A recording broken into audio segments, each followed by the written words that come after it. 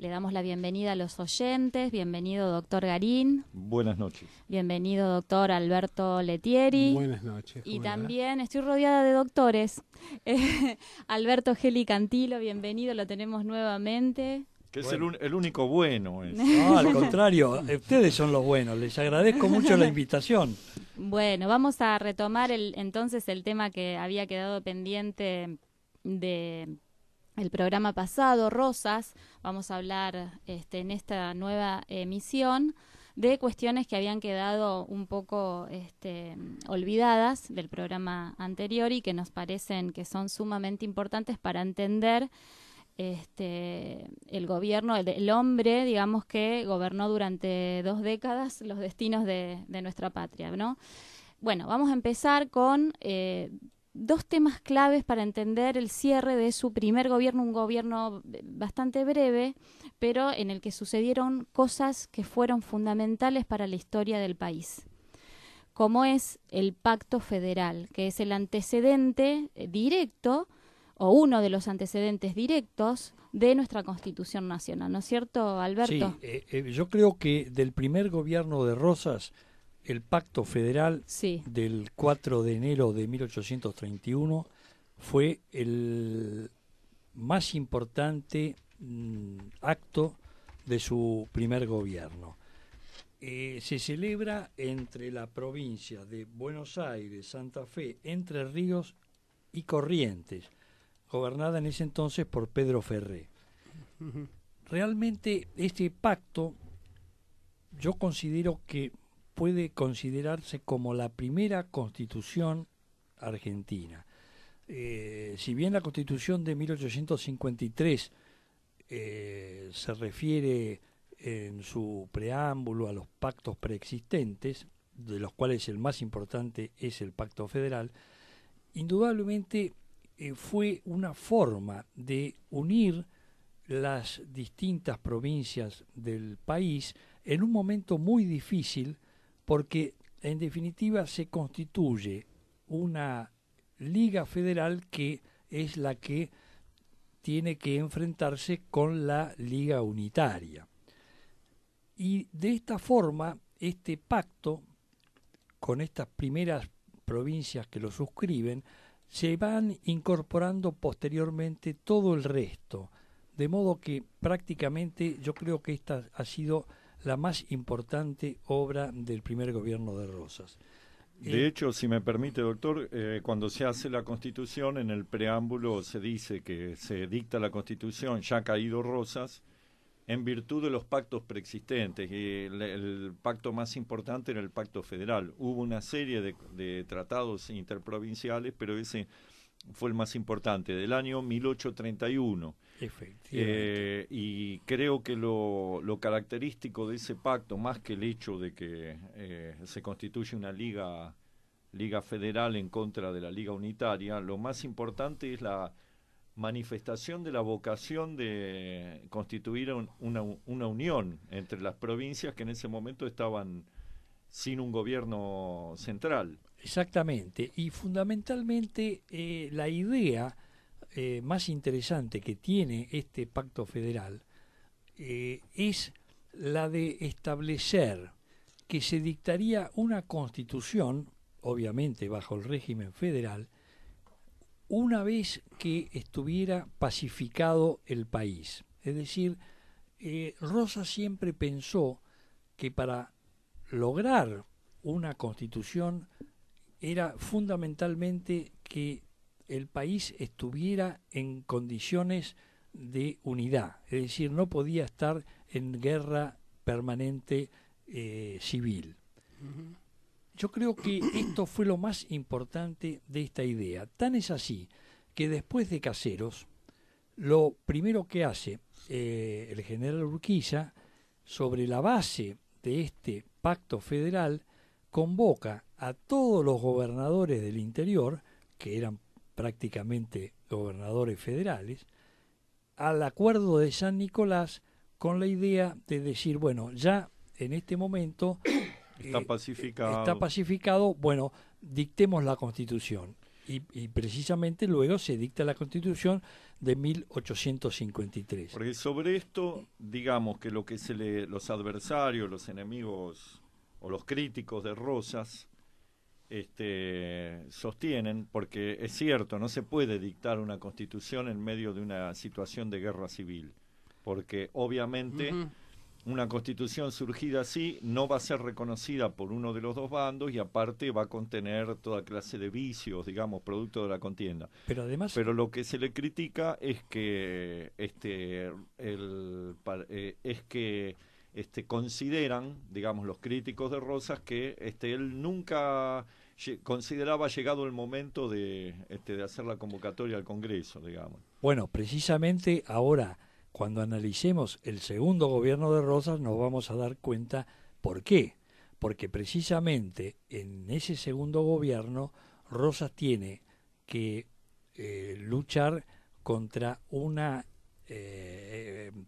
rebelión interna y externa. Sí. De modo que prácticamente era imposible, la situación era peor que en 1831. Rebelión externa, es decir, a nivel de las invasiones, que era prohijada de alguna manera por aquellos mismos que le objetaban a Rosas no sancionar la Constitución. Y lo más interesante es que cuando en el año 52 van a tener la oportunidad de participar del Acuerdo de San Nicolás, desautorizan al gobernador porteño y proclaman la secesión de la provincia, ¿no? Exactamente. Eso es muy interesante. Es muy interesante. Tan es así que en ese momento, cuando vuelven los unitarios que estaban en Montevideo, exilados, lo primero que hacen, en vez de concurrir al Acuerdo de San Nicolás, hacen la famosa revolución del 11 de septiembre, claro, y directamente sacan la provincia de Buenos Aires del resto de la Confederación Argentina. Es decir, crean dos países prácticamente, países donde además el Estado Libre de Buenos Aires nombra embajadores extranjeros, en fin, realmente... Es más, hay un artículo de Mitre del año 57 donde él lo que plantea es que, bueno, que en realidad el interior hay que dejarlo y construir la República del Plata, que iba a ser Buenos Aires con lo que sería el norte de la Pampa, ¿no? Porque el resto de las provincias no se va a poder arreglar solo. Bueno, pero no nos vayamos de época. Volvamos a el primer gobierno de Rosas, bueno, el tema del Pacto Federal. Hay otros hitos importantes ahí. ¿Cuáles serían? Yo creo que en el programa anterior hemos hablado un poco de todas la campaña al desierto. Bueno, precisamente cuando Rosas termina su primer gobierno, él se niega a ser reelecto, pese a que en varias oportunidades se lo ofrecieron, porque observa que dentro del Partido Federal empieza a haber una división. Y entonces él prefiere retirarse, lo designan gobernador a Juan Ramón Balcarce, y él parte a hacer su expedición al desierto, que era una vieja ambición que tenía Rosas. Sí. ¿Qué sucede? Él se da cuenta de que el gobierno de Balcarce, pese a lo que declamaba, no le hacía ningún tipo de ayuda. E incluso el ministro de Guerra de Balcarce, el general Enrique Martínez, también le evitaba dar todo tipo de apoyos.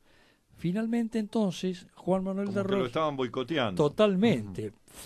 Tan es así que él finalmente decide en marzo de 1833 partir de San Miguel del Monte con su columna y directamente él, con sus propios peculios, con sus propios bienes, arma ese ejército que va a hacer la famosa expedición al desierto, porque se da cuenta que el gobierno de la provincia no podía contar absolutamente con ellos para nada.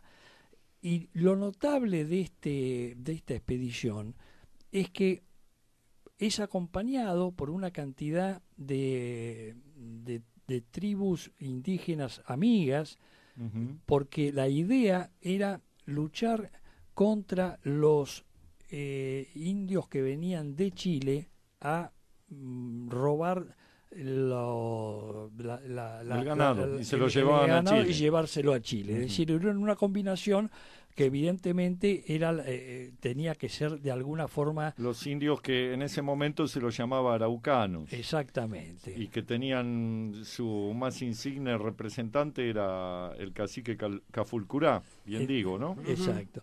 Entonces, Rosas en esa expedición decide llevar una cantidad de científicos, de geógrafos, realiza una cantidad de actividades muy importantes, no únicamente militares, y realmente consigue llegar hasta el Río Negro, el Río Colorado, hasta el Choel, sí. y bueno, realmente tiene un éxito absoluto. Hay que señalar, perdón, Alberto, que con la caída de Rosas, esas fronteras que se habían ganado se vuelven a retraer hasta el Salado, prácticamente. Por supuesto, sí, eso fue así, porque Rosas hace una serie de convenios con las tribus indígenas y entonces les ayuda a su sustento.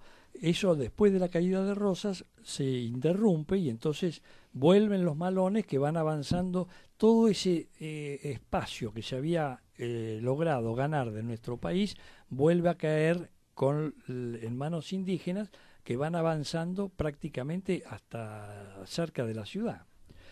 Yo lo que les quería señalar es que mientras tanto, durante la campaña de Rosas al Desierto, su mujer, Encarnación Ezcurra, desde Buenos Aires, le informa constantemente sobre qué ocurría en la ciudad y le utiliza para eso el sistema de los chasques, porque evidentemente, si pensamos, las distancias enormes, y sin embargo prácticamente Rosas todos los días sabía qué sucedía en Buenos Aires. Lo tenían informado de todas las roscas.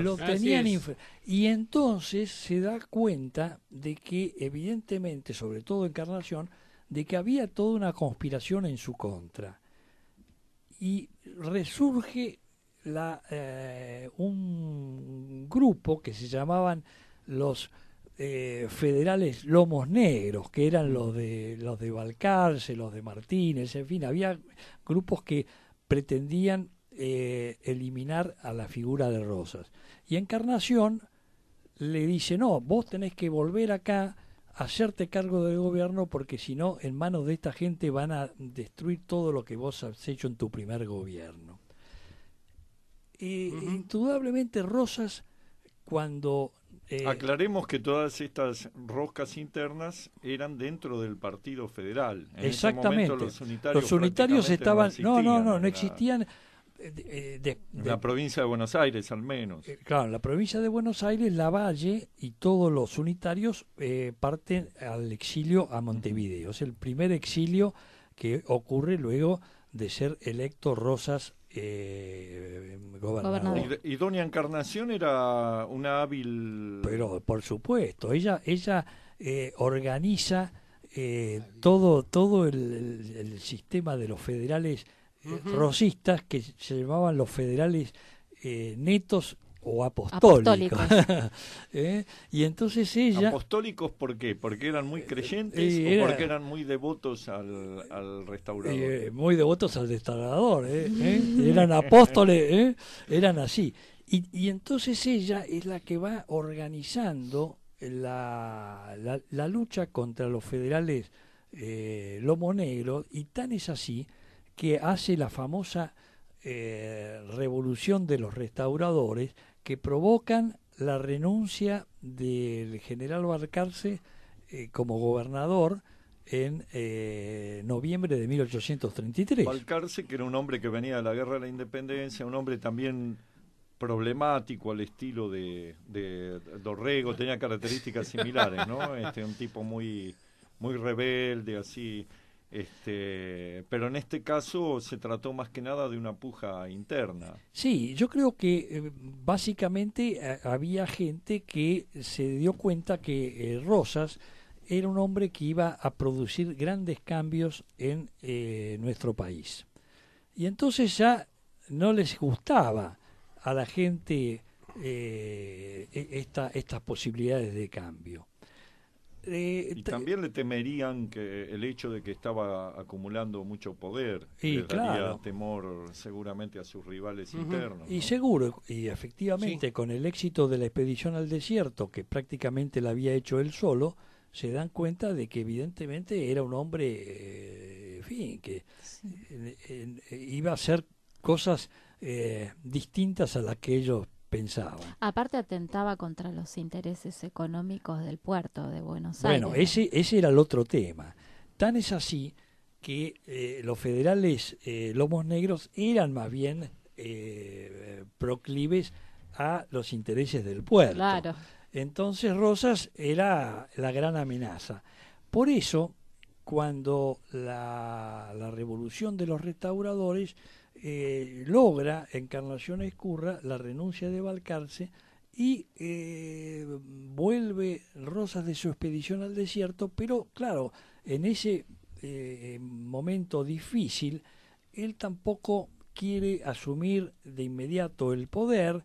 Designan gobernador interino a Manuel Vicente Massa, y bueno, hay toda una serie de idas y vueltas. De idas y vueltas. Pero en ese momento Ocurren dos hechos de sangre, ¿no? Dos hay, asesinatos políticos. Uno es el de Massa en claro, la legislatura de sí, Buenos Aires, y el pero, otro es el asesinato de Facundo Quiroga. Y bueno, el más importante, o el primero, es el de Facundo Quiroga, que es el que provoca la decisión de Rosas de asumir el gobierno nuevamente. Porque Quiroga había sido derrotado por el general Paz en Córdoba, en la tablada de Oncativo, y evidentemente había venido a Buenos Aires. Allí Rosas lo había ayudado en su primer gobierno, lo había designado jefe de la expedición al desierto, que iba a ver por varios lugares. Y bueno, en ese momento estalla en las provincias del norte un conflicto, y Rosas le pide a Quiroga que él, como era un hombre del norte muy popular, que fuera él allí a tratar de solucionar la cuestión. Se encuentran en la hacienda de Figueroa, donde charlan precisamente sobre el tema de la Constitución, porque Quiroga era partidario de dictar una Constitución federal, y Rosas le habla con él, le explica sus ideas, sus motivos, y luego le escribe una carta, la famosa carta de la hacienda de Figueroa, que Quiroga se la lleva y que luego, cuando es asesinado, la tenía en su poder. Él parte al norte y antes de llegar se soluciona la cuestión entre el gobernador Latorre, y entonces decide volver. Cuando vuelve, pasa por Santiago del Estero, está con Juan Felipe Ibarra, el gobernador. Él le propone darle una custodia, porque le dice, mire, no conviene que usted vaya por la provincia de Salta, porque ahí están los hermanos Reinafé, que son gente que usted no lo quiere. Y Quiroga dice, no, yo voy a continuar, y parte en su diligencia solo, acompañado con José Santos Ortiz, que había sido gobernador de San Luis. Y al llegar a Barranca Yaco, es asesinado por una partida mandada por los Reina Fe, con el capitán José Santos Pérez. Es emboscado, ¿verdad? Los hermanos Reina Fe eran los que estaban gobernando la provincia de Córdoba. Y tenían enemistad personal con Quiroga, exacto, Quiroga. Porque Quiroga cuando comienza la campaña del desierto, que por la zona que a él le correspondía, se da cuenta de que los indios cuando él avanzaba no estaban, salían, en fin, y llega al convencimiento de que evidentemente eran los Reinafé que tenían negocios con los indios que le avisaban sobre el avance de la expedición de Quiroga. Quiroga denuncia esta situación a Rosas y entonces evidentemente queda una situación totalmente de enemistad. Además, los Reinafé le roban su famoso caballo el Moro, así que eso fue otro de los temas sí. que para Quiroga... Un poco anecdótico, digamos. Sí, no, pero para Quiroga su caballo era realmente... La cuestión que ese hecho tuvo una conmoción, produjo muy importante. Y eso produce que Rosas entonces decide asumir el gobierno y en abril de 1833 comienza su segundo gobierno. Aquí hay un punto, Alberto, discúlpame, me parece que es importante tratar porque Sí. si no nos van a acusar de parcialidad, que es una fabulosa falacia histórica que planteó la historiografía liberal respecto de la denominada mazorca. Bueno, la mazorca, es decir, cuando Rosas estaba en el exilio, Encarnación Ezcurra en ese momento organiza la Sociedad Popular Restauradora. Sí. La Sociedad Popular Restauradora... ¿Cómo en el exilio? En el desierto. En el desierto. Fuera de Buenos Aires. Fuera de Buenos Aires. Correcto. Estaba en ese momento se organiza la Sociedad Popular Restauradora, que era una sociedad, un grupo rosista de comerciantes, de gente que lo apoyaba a él. La mazorca es otra cosa. La mazorca se denominó así a grupos de choque que aparecen en los momentos más difíciles del segundo gobierno de Rosas. Cuando efectivamente comienzan estas luchas intestinas, las invasiones que venían del Uruguay, de Montevideo, cuando empiezan los problemas del exterior, todo eso va generando una gran reacción. O sea, digamos que el periodo álgido de la mazorca fue después del año 40, una cosa así. Sí, exactamente. En un momento de crisis, cuando está la invasión de Lavalle, cuando... Sí, yo te diría del 39, 40, 41, en esos momentos en la ciudad aparecen grupos que efectivamente como grupos autoconvocados sí, que iban a perseguir a los opositores de Rosas. Opositores de Rosas. Bueno, pero aclaremos que los opositores de Rosas en general venían en los barcos franceses, claro, o venían en la flota francesa, que se rebelaban internamente, que ponían en cuestión había la soberanía nacional también. civil. No, seguro. Y precisamente por eso, cuando Rosas asume su segundo gobierno, en 1835, lo primero que hace es dictar la famosa ley de aduanas. Muy importante. Él es muy importante porque él se da cuenta de que tenía que ponerle límites al comercio británico. Fundamentalmente los británicos, estamos en plena época de la Revolución Industrial, ellos lo que fabricaban hasta los ponchos. Claro, sí. Es decir, los ponchos, las cosas, todo lo que había aquí era hecho por los ingleses, era notable.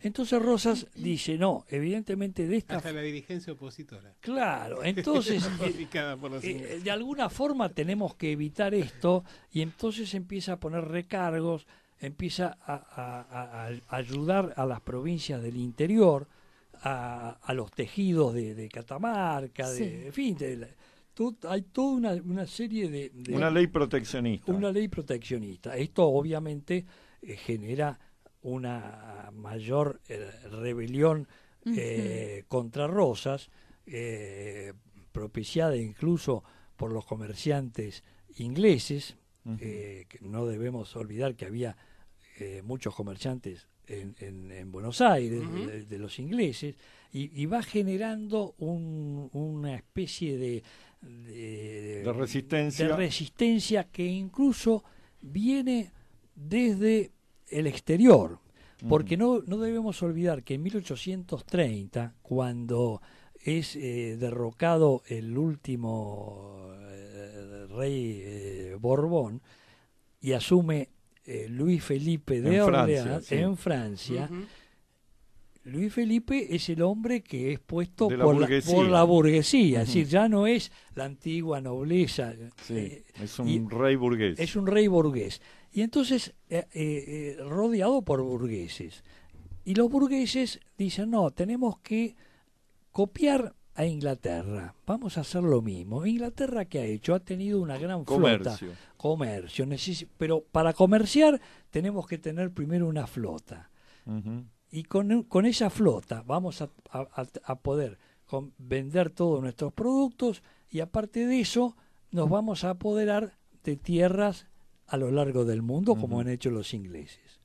Y entonces es cuando los franceses hacen su entrada en el Río de la Plata. Su entrada en el Río de la Plata. Pero también lo habían hecho en Argelia, en fin, se habían ido avanzando por distintas partes del mundo. Discúlpeme, doctor, a ver, volviendo a la ley de aduana, una ley proteccionista, una ley, podríamos decir que con una finalidad patriótica. Viene la crítica de los adversarios de Rosas, para poner sobre la mesa. Sí, señor. Dicen que esa ley, si bien era proteccionista, defendía las industrias, en realidad era una fuente de beneficios fiscales para la provincia de Buenos Aires, y que eso no se compartía con el resto del país. No, yo creo que eso fueron críticas infundadas. Realmente la ley de aduanas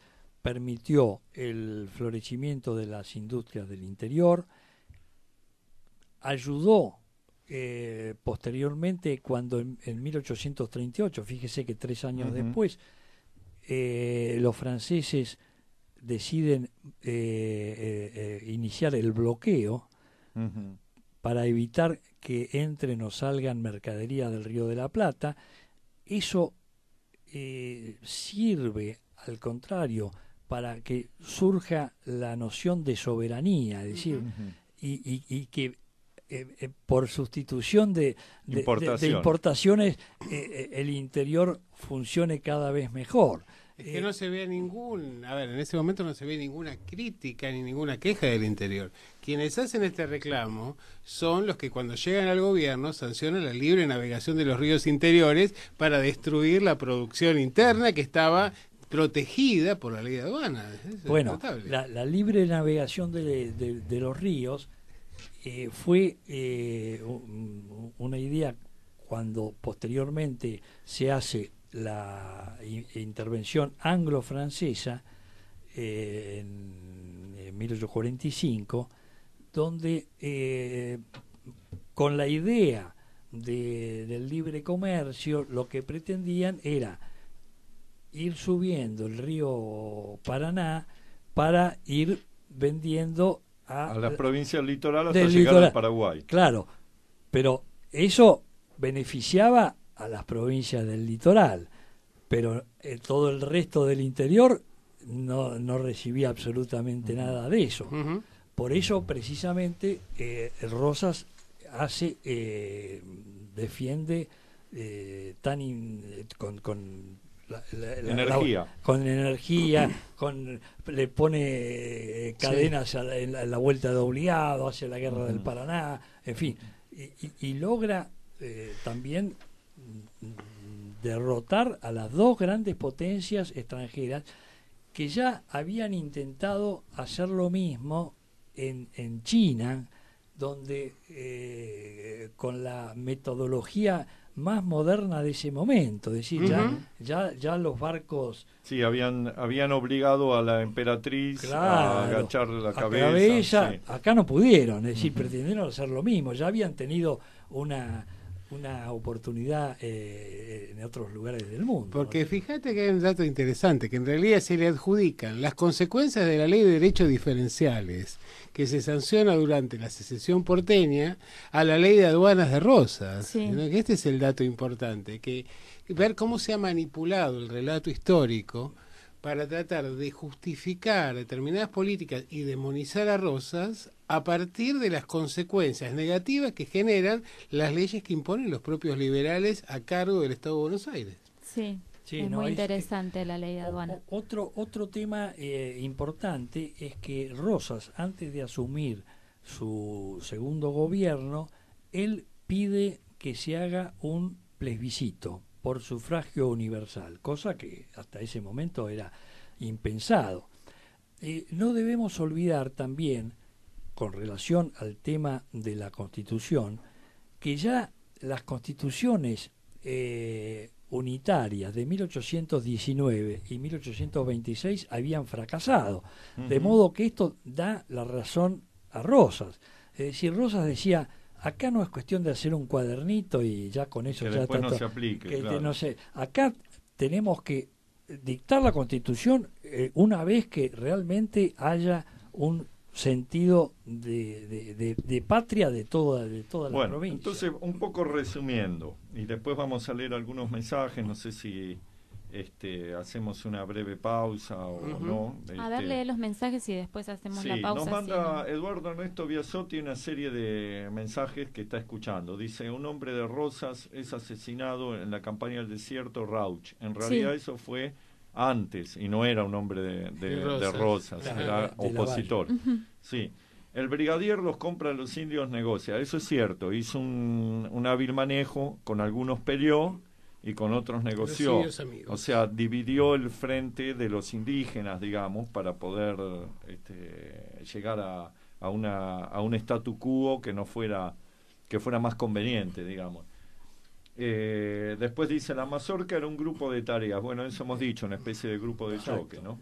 Es un poco, digamos, es una palabra un poco antipática para nombrar. Grupo de tareas. Bueno, un grupo de choque, digamos. Sí.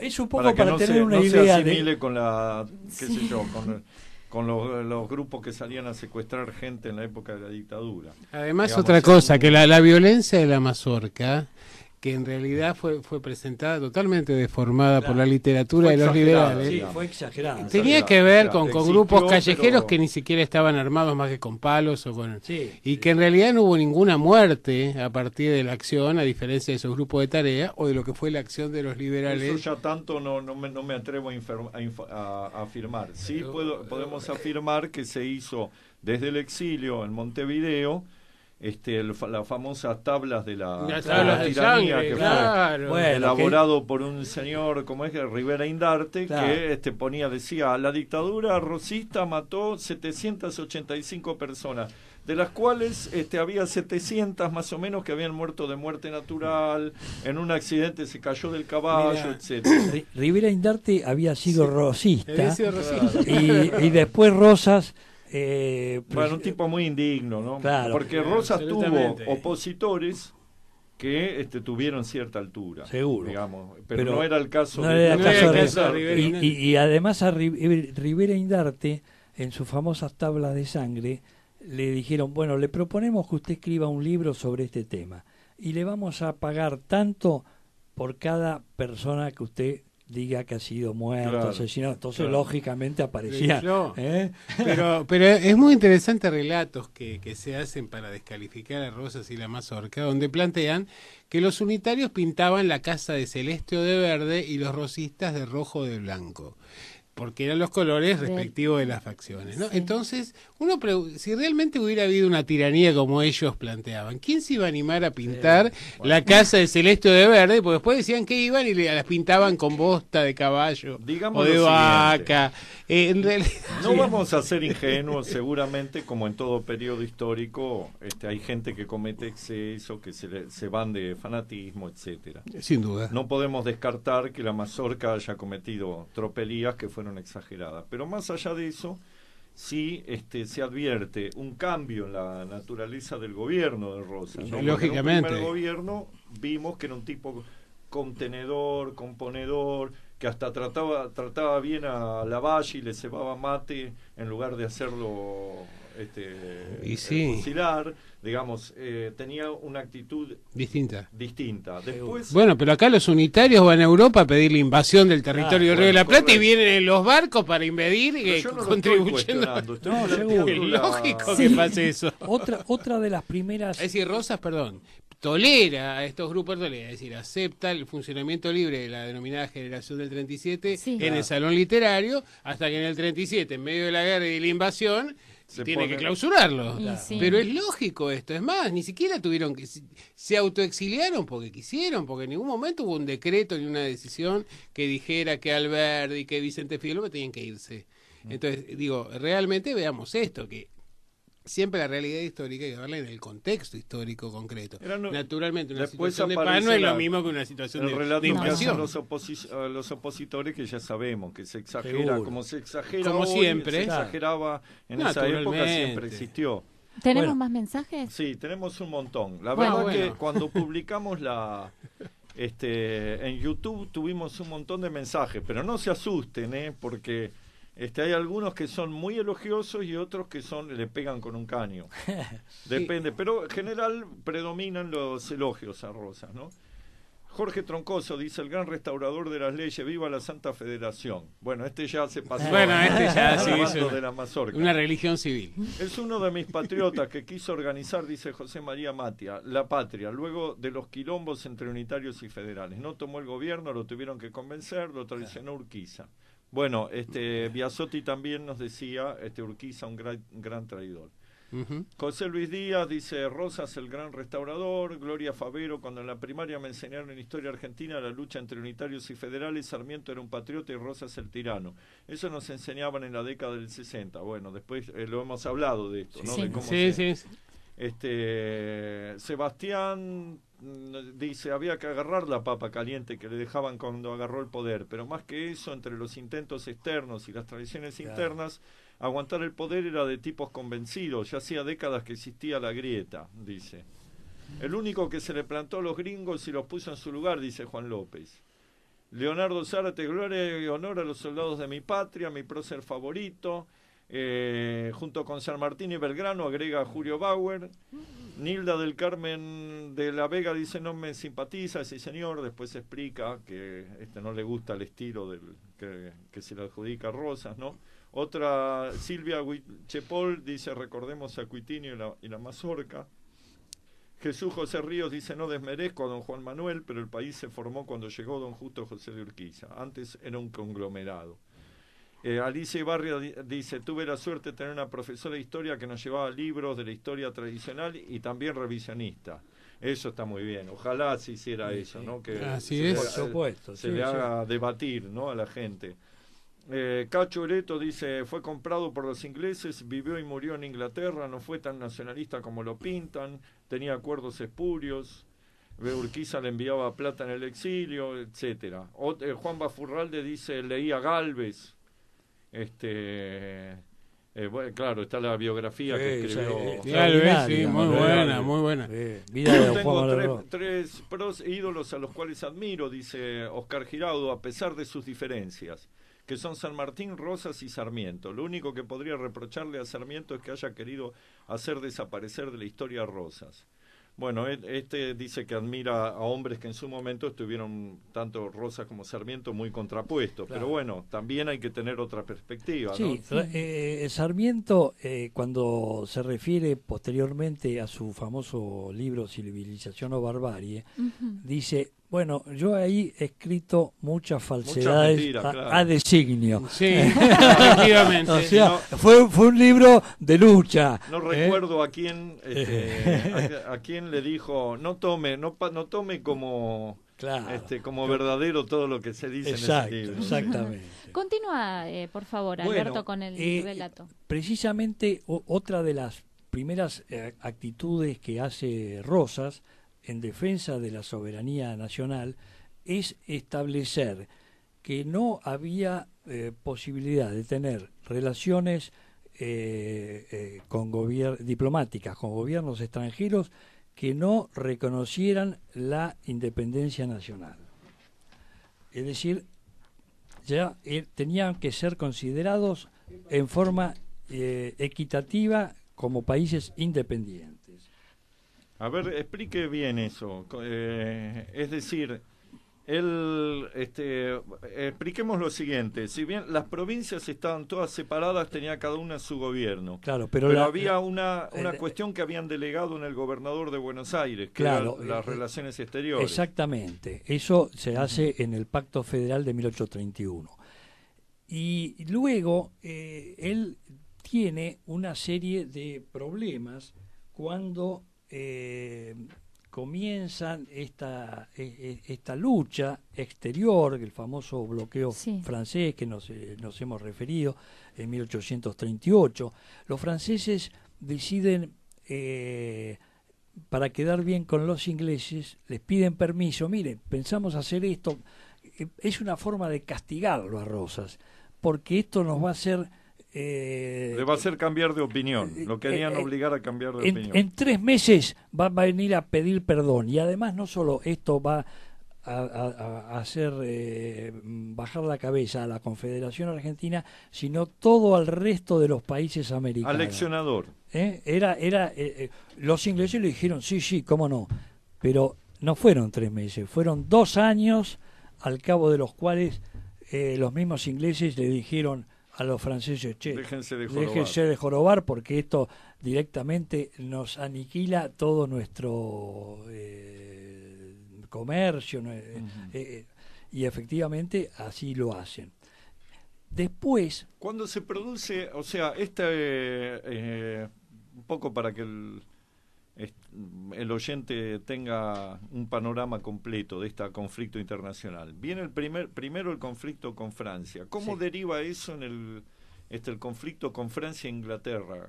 Bueno, eso son años posteriores, pero en el interín hay problemas interiores aquí. También. Porque empieza la famosa, es decir, los unitarios se exilan a la ciudad de Montevideo. La ciudad de Montevideo queda en manos de Fructuoso Rivera.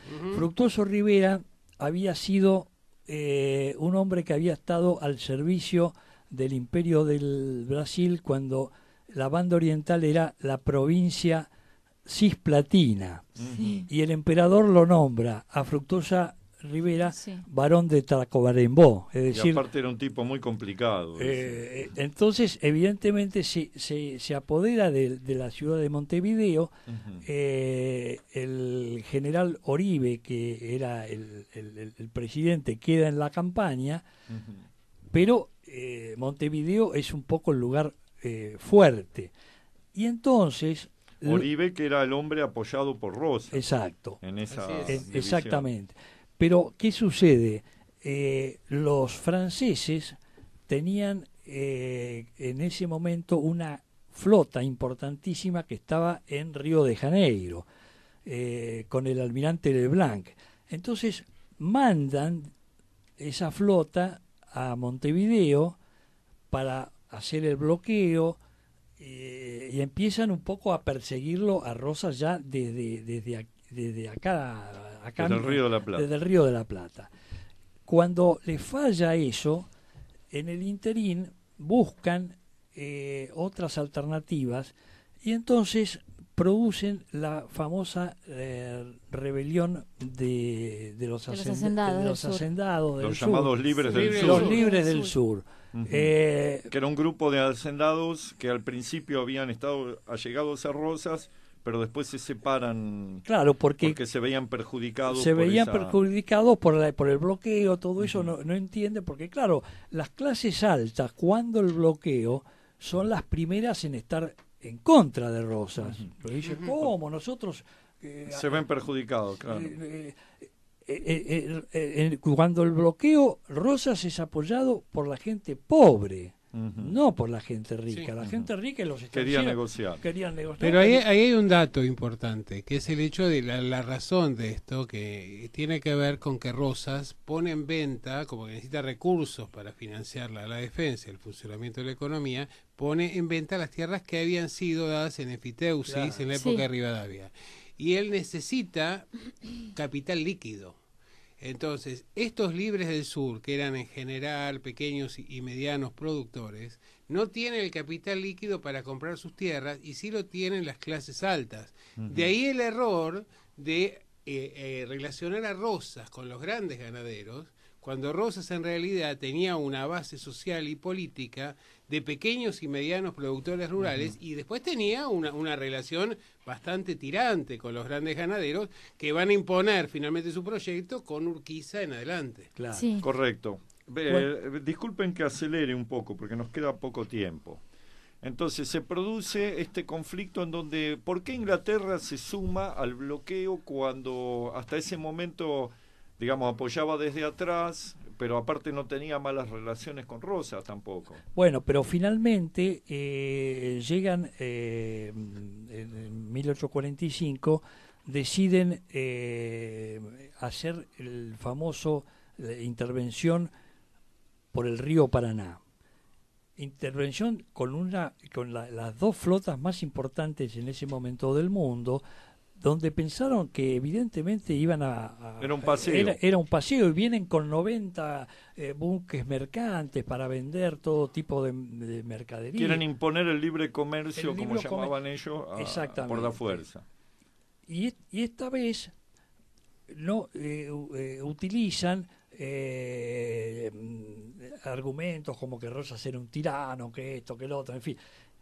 Pero indudablemente no tienen éxito en su famosa... Digamos que en ese momento la figura de Rosas tomó una estatura internacional, porque se hizo conocido en todas partes. En todas partes, desde ya. A raíz de ese conflicto, ¿no? Pero por supuesto. Bueno, es el famoso, el gran americano era Juan Manuel de Rosas, porque él tenía una visión de unidad de los países hispanoamericanos, es decir... Es el momento en el cual también San Martín decide donar... Bueno, efectivamente, San Martín, cuando el bloqueo francés primero y luego cuando la intervención anglo-francesa, comienza a escribirse con Rosas y bueno, primero en la primera carta él le cuenta todos los problemas que él pasó con Rivadavia, que tuvo que prácticamente irse al exilio porque hasta lo querían matar,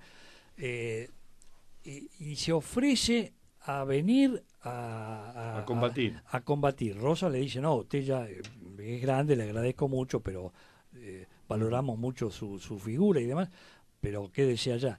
Y se escriben constantemente cartas con Rosas, cartas con Tomás Guido, hablando de el bloqueo francés, de la intervención.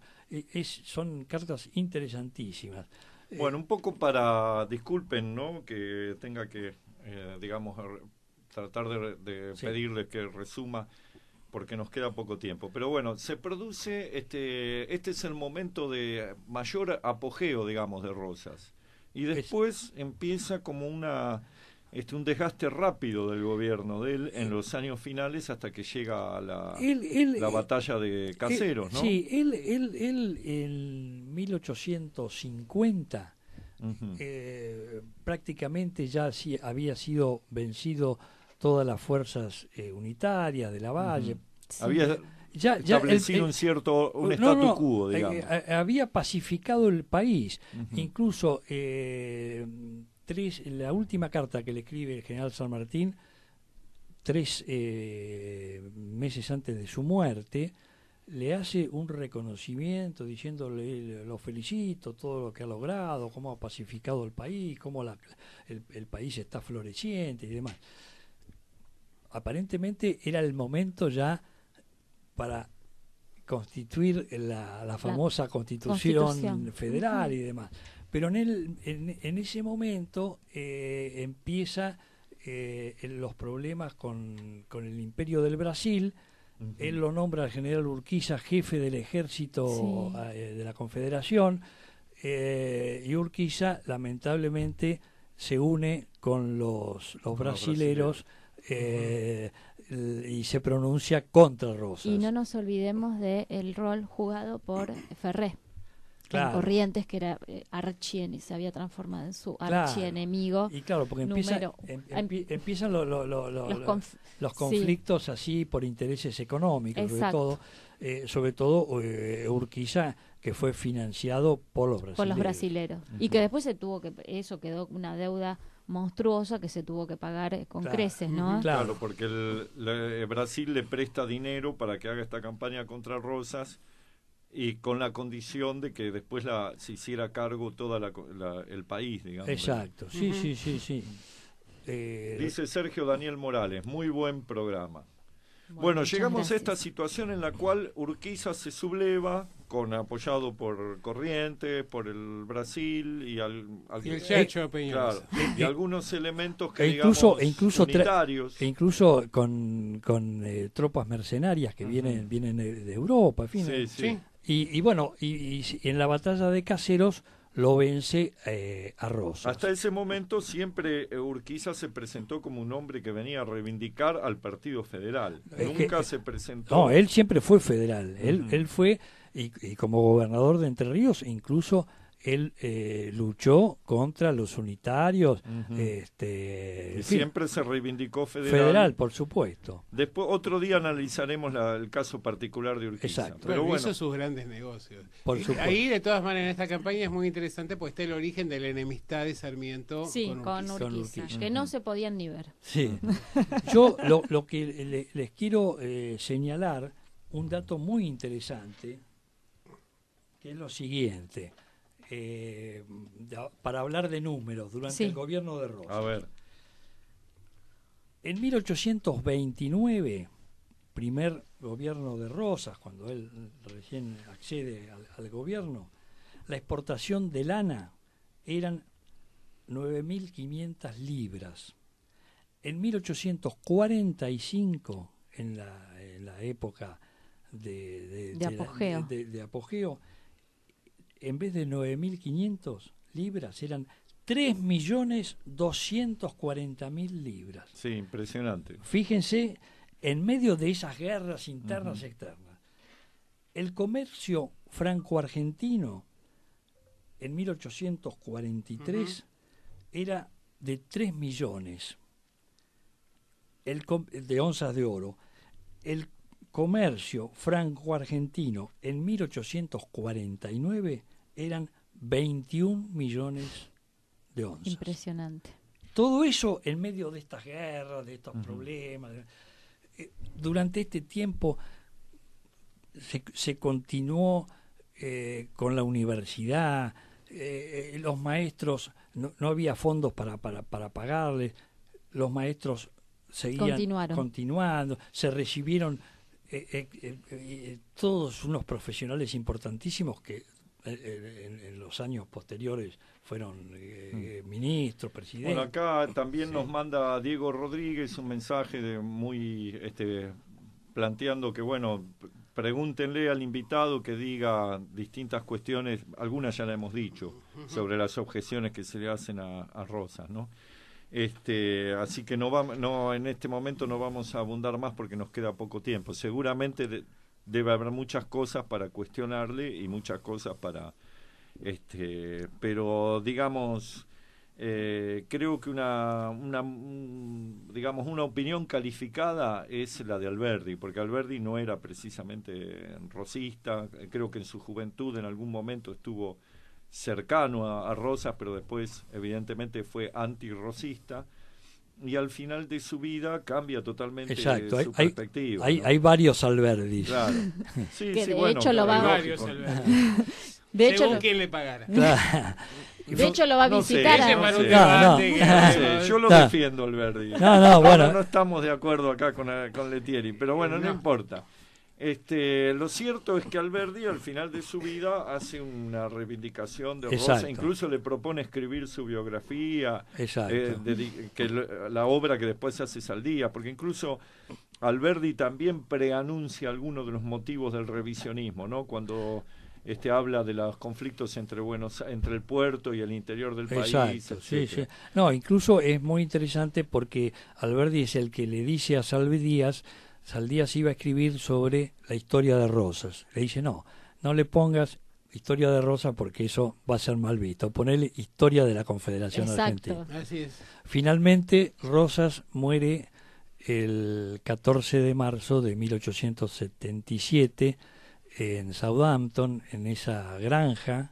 Tenía 84 años. Sí, un poco para el que no está al tanto, creo que la mayoría de los oyentes sabe muy bien cómo fue, pero después de la derrota de Caseros, una derrota medio rara, ¿no? Porque pareciera como que Rosas todavía tenía elementos para resistir, pero decide no resistir. Sí, él cuando vuelve de Caseros, en la mitad del camino hacia Buenos Aires, para y manda la renuncia a la legislatura. Y se exilia exilia. en Southampton, en Inglaterra, Exacto. donde vuelve a dedicarse a las labores agrarias. Que esto Con esa edad y prácticamente tenía muy pocas vacas. Muy pocas vacas, Sí. muy poca, un hombre que había sido tan rico que todo lo que él había hecho y sin embargo muere en la miseria. Hay un personaje acá que no hemos mencionado, porque hablamos de Encarnación y no hemos hablado de Manuelita. Bueno, Manuelita era la gran Era la la hija, la debilidad de Rosas, indudablemente. La hija de Rosas, que además tenía como un papel social importante, ¿no? Y Era bueno, como la cara, digamos, más humana del régimen. No, y además, del gobierno de Rosas. sobre todo en Palermo, Manuelita era un poco la princesa federal, digamos, ¿no? Cuando había algún unitario en problemas, le decía, che, andá, vos que sos, le decía a su hija, che, vos que sos amiga de Manuelita, andá y decirle que le diga al padre que no... Bueno, y no debemos olvidar que en Palermo, en esa época, estaba Vélez Arfiel, el general de la Madrid, en fin, muchos unitarios que se habían y que aparte cambiado. Rosas era muy celoso. Era muy celoso de Manuelita, no quería seguro, que se casara con Terrero. Sí, se opuso fuertemente a ese casamiento, después no tuvo más No, remedio. Pero por Ahí va a salir la defensa de Garín. algún motivo habría para Garín que que no es celoso. Bueno, la verdad que estuvo muy muy interesante la exposición de Alberto, fue la verdad genial, con datos concretos. No, yo lo felicito a toda la mesa porque realmente han sido todo hemos participado, hemos hecho un equipo así. Estábamos acá, muchos no podíamos opinar porque Letieri se trajo un machete bien afilado y amenazaba con atacarnos. No, es patriotismo nada más.